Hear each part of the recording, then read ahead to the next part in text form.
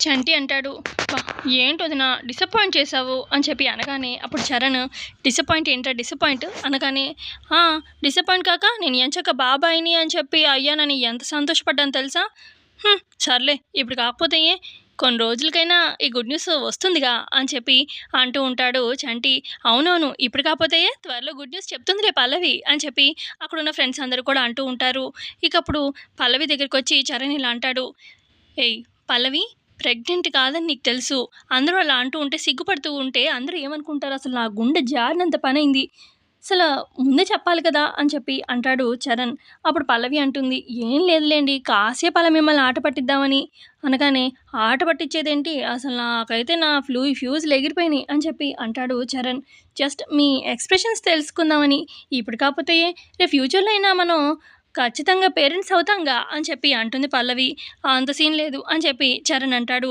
ఆ తర్వాత ఇక సుమలత, "సరే, సరే, ఇక్కడ గ్రూపింగ్ పెట్టింది సరిపోయింది గానీ, ముందు క్లాసులకి వెళ్ళండి" అని చెప్పి అనగానే అందరూ అక్కడి నుంచి క్లాస్‌కి వెళ్ళిపోతారు. ఇక అక్కడ భువన, అక్షిత ఉంటారు. ఇక సుమలత కూడా ఉంటే, ఇక ఇటు అక్షిత అంటుంది, "ఆంటీ, ఒక్క నిమిషం అసలు గుండె ఆగినంత పనయింది ఆంటీ. ఎక్కడిది నిజంగా ప్రెగ్నెన్సీ ఏమో అని చెప్పి అసలు చాలా షాక్‌లో ఉన్నాను ఆంటీ" అని చెప్పి ఇటు అక్షిత, భువన అంటూ ఉంటే, ఇక అప్పుడు సుమలత, నువ్వు చెప్పావు, నేను బయటికి అనలేకపోతున్నాను. ప్రాణాలు అరిచేతిలో పెట్టుకున్నాననుకో, ఎక్కడ నిజం ప్రెగ్నెన్సీ ఏమో అని చెప్పి. సర్లే పదండి" అని చెప్పి అంటుంది సుమలత. ఆ తర్వాత ఇక పల్లవి కూడా క్లాస్‌కి వెళ్ళబోతూ ఉంటే, ఇక గుండమ్మ ఎదురవుతుంది. "ఏంటి పల్లవి, అక్కడ ఇందాక అందరూ ఏంటి అంత గ్రూప్‌గా గ్యాదర్ అయ్యారు, ఏమైంది?" అనగానే, "ఏం లేదమ్మా, అది నాకు తినక కొంచెం అంటే అరగక కొంచెం వామిటింగ్ సెన్సేషన్ వచ్చి వాంతి అయ్యేసరికి అందరూ ప్రెగ్నెన్సీ అని చెప్పి అనుకున్నారు. ఇక లేదు అది ఇది అని చెప్పి క్లారిఫికేషన్ ఇచ్చి వచ్చాను" అని చెప్పి అనగానే, యాక్చువల్‌గా చెప్పేదాన్నే అప్పుడే వెంటనే, కానీ మీ అల్లుడు గారి ఎక్స్‌ప్రెషన్ చూద్దామని వెంటనే చెప్పలేదనమాట. ఆ తర్వాత చెప్పేసాలే ఇలా ఇండైజెషన్ వల్ల అయిందని అని చెప్పి అంటుంది పల్లవి. ఆ తర్వాత ఇక గుండమ్మ, "అవును, సరే కానీ మ్యూజిక్ కాంపిటీషన్స్ ఉన్నాయి కదా! మరి అల్లుడు గారు ఈ ప్రిపరేషన్ ఎలా ఉంది?" అనగానే, "ప్రిపరేషన్ బాగానే ఉంది. ఆనంద్ శ్రీరామ్ దగ్గరికి పంపించాను. అలాగే నేనొక పాట కూడా రాశాను" అనగానే, "పాట రాసావా నువ్వు? మరి అల్లుడు గారు అది తీసుకున్నారా?" అని చెప్పి అంటుంది గుండమ్మ. "అంటే నేను రాసానని ఏం చెప్పలేదమ్మా. ఒక అభిమానిగా లెటర్ రాసి పంపించాను. ఆ విధంగా ఫోన్‌లో మాట్లాడుతున్నాను" అనగానే, "పోన్లే, ఎలాగోలా నీవు రాసిన పాటతోని చరణ్ విన్ అయితే ఆ తర్వాత తెలిసినా మంచిదేగా" అని చెప్పి అంటుంది గుండమ్మ. "ఆ! అంతే అమ్మా" అని చెప్పి అంటుంది పల్లవి. ఈలోపు ఒక స్టూడెంట్ వచ్చి, "మేడం, మేడం, అది క్లాస్‌లో ఒక అమ్మాయి కావ్య అని ఆ అమ్మాయి తను సూసైడ్ అటెంప్ట్ చేసుకుంది మేడం" అనగానే, "అవునా?" అని చెప్పి గుండమ్మ, పల్లవి పరుగు పరుగున వెళ్తారనమాట క్లాస్ రూమ్‌కి. ఇక ఆ అమ్మాయి, సూసైడ్ చేసుకున్న అమ్మాయి అక్కడే కూర్చొని ఏడుస్తూ ఉంటుందనమాట. ఇక సూసైడ్ అటెంప్ట్ అయితే ఫెయిల్ అవుతుంది. "అసలు ఎందుకు కావ్య, ఎందుకు ఈ పని చేశావు? నేను లెక్చరర్‌గా అడగడం లేదు. ఒక కన్న తల్లిలాగా అడుగుతున్నాను. చెప్పమ్మా కావ్య, నీకు ప్రాబ్లమ్ ఎవరి వల్ల? ఎందుకు ఇలాంటి అటెంప్ట్ చేశావు?" అని చెప్పి అడుగుతూ ఉంటే, ఇక అప్పుడు కావ్య చెప్తుంది, "అది నేను అక్షిత వల్ల ఇదంతా చేయాల్సొచ్చింది మేడం" అని చెప్పి అనగానే, "ఏంటి అక్షితనా?" అని చెప్పి ఇటు గుండమ్మ, పల్లవి షాక్ అవుతారు. "అసలు ఏం జరిగింది? అక్షిత ఏం చేసింది?" అని చెప్పి అడిగితే, ఇక ఆ అమ్మాయి చెప్తుంది జరిగింది. "అది పొరపాటున మేము అలా నడుచుకుంటూ వెళ్తూ ఉంటే నా చేతిలో ఉన్న కూల్ డ్రింక్ గ్లాస్ తన కాలు మీద పడింది మేడం. అంటే తన చెప్పుల మీద అంతా కూడా కూల్ డ్రింక్ పడడంతోని అక్కడే భువన, ఇటు అక్షిత కూడా ఉన్నారు. ఇక భువన అయితే చాలా కోపంగా చూస్తూ ఉంటుంది. ఇక అక్షిత అయితే, "ఏయ్! కావాలని చేసావేంటి నువ్వు? కళ్ళు నెత్తి మీద పెట్టావా?" అని చెప్పి అక్షిత అనింది. "నేను కావాలని చేయలేదని చెప్పినా కూడా అక్షిత వినలేదు. నా చెంప మీద కొట్టింది. చెంప మీద కొట్టడమే కాకుండా నీ మెడలో చున్నీ ఉందిగా, ఆ చున్నీతోని ఇదిగో నేను వాటర్ ఇస్తాను. నా కాళ్ళు కడిగి నీ చున్నీతోని మొత్తం అంతా నా కాళ్ళు తుడవాల్సిందే" అని చెప్పి అక్షిత అనంతోని, ఇక భువన కూడా, "అవునవును, తుడవడమే కాదు, ఆ నీళ్ళు తల మీద కూడా జల్లుకోవాలి" అని చెప్పి భువన కూడా అనింది. ఇక వాళ్ళు చాలా పట్టుబట్టారు మేడం. అసల వదల్లేదు. ఇక నాకు తప్పక వాళ్ళ కాళ్ళు కడిగాను నా చున్నీతోని. ఇక ఇక చాలా బాధేసింది మేడం. అదొకలాంటి డిప్రెషన్‌కి వెళ్ళిపోయాను. అసలు ఇంత అవమానమా అని చెప్పి, అందుకే నేను ఇలాగ సూసైడ్ చేసుకోవాల్సొచ్చింది అని చెప్పి ఆ అమ్మాయి చెప్పడంతోని, "రా, అక్షితని అడుగుతాను, దానికి బుద్ధి చెప్తాను" అని చెప్పి పల్లవి ఈ అమ్మాయిని లాక్కొస్తుంది. పల్లవితో పాటు గుండమ్మ కూడా వస్తుందనమాట. ఇక అక్కడ గ్రౌండ్ దగ్గర అక్షిత అలాగే భువన ఉంటారనమాట. వాళ్ళ దగ్గరికొస్తుంది పల్లవి. ఇక పల్లవి వచ్చి, "నీకసలు బుద్ధుందా అక్షిత? ఈ అమ్మాయితోని ఇలాగా బిహేవ్ చేసేది? ఆ?" అని చెప్పి అనగానే, "ఏంటి నీకు కంప్లెయింట్ ఇచ్చిందా? ఆ? నువ్వురా వచ్చావా అడగడానికి తన తరపున అని చెప్పి అంటుంది అక్షిత. అసలు నీకు బుద్ధుందా? ఆ అమ్మాయి సూసైడ్ అటెంప్ట్ చేసింది. కొంచెంలో అసలు ఆ అమ్మాయి నిజంగా చనిపోయి ఉంటే నీ వల్ల చనిపోయిందని చెప్పి లెటర్ రాసి ఇవన్నీ చేసుంటే నువ్వు ఎక్కడుండేదానివి? పోలీస్ స్టేషన్‌లో లాకప్‌లో ఉండేదానివి. ఎవ్వరు కూడా కాపాడలేరు నిన్ను. అక్కడి దాకా తెచ్చుకోవడం అసలు మరీ తనేదో కావాలని పోసినట్టుగా అంత ఇదిగా బిల్డప్ ఇచ్చి అంత ఇదిగా కొట్టాలా? కొట్టడమే కాకుండా ఆ! నీ చెప్పులు కూడా తుడిపించుకున్నావు ఆ అమ్మాయి చున్నీతోని. అసలు మానవత్వం ఉందా నీకు? అని చెప్పి పల్లవి కొడుతుందనమాట అక్షిత మీద. ఇక అప్పుడు అక్షిత నన్నే కొడతావా? నిన్ను అని చెప్పి అక్షిత పల్లవిని కొట్టబోతూ ఉంటే ఈ లోపల గుండం వచ్చి అక్షిత చంప పగలగొడుతుంది. అసల ఏంటి? ఎంత పొగరు అక్షిత నీకు? ఆ! పల్లవిని కొట్టబోతున్నావు. నిన్ను చూస్తే ఆ అమ్మాయిని కొట్టావు. ఆ అమ్మాయి అసలు చనిపోయి ఉంటే నీ పరిస్థితి ఏంటి? ఆ! మరీ ఇంత పొగరు పనికిరాదు. సారీ చెప్పు ఆ అమ్మాయికి అని చెప్పి అంటూ ఉంటే ఈ లోపల అక్కడికి ఇటు చంటి, చరణ్ వీళ్ళు కూడా వస్తారు. సుమలత కూడా వస్తుంది. ఇక సుమలత ఏంటి అక్షిత ఏం తప్పు చేసిందని అందరూ కలిసి తన మీద ఎగబడ్డారు. ఏంటి గుండమ్మ? ఆ! ఎందుకు అక్షితని చేయి చేసుకున్నావు? అనగానే చూడండి ఆంటీ నా తప్పేం లేకపోయినా అని చెప్పి అనగానే తప్పు లేకపోవడం ఏంటి? ఈ అమ్మాయి కనిపిస్తుందిగా ఈ అమ్మాయి సూసైడ్ చేసుకోబోయింది. అసలు చనిపోయి ఉంటే ఏంటి? ఇదిగో అక్షిత చేసిన పని వల్లే అందరి ముందు తన చెప్పు మీద ఈ అమ్మాయి ఏదో కూల్ డ్రింక్ కావాలని పడేసిందన్నట్టుగా ఆ!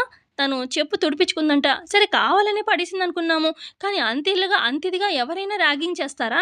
అని చెప్పి గుండమ్మ చెప్తుంది.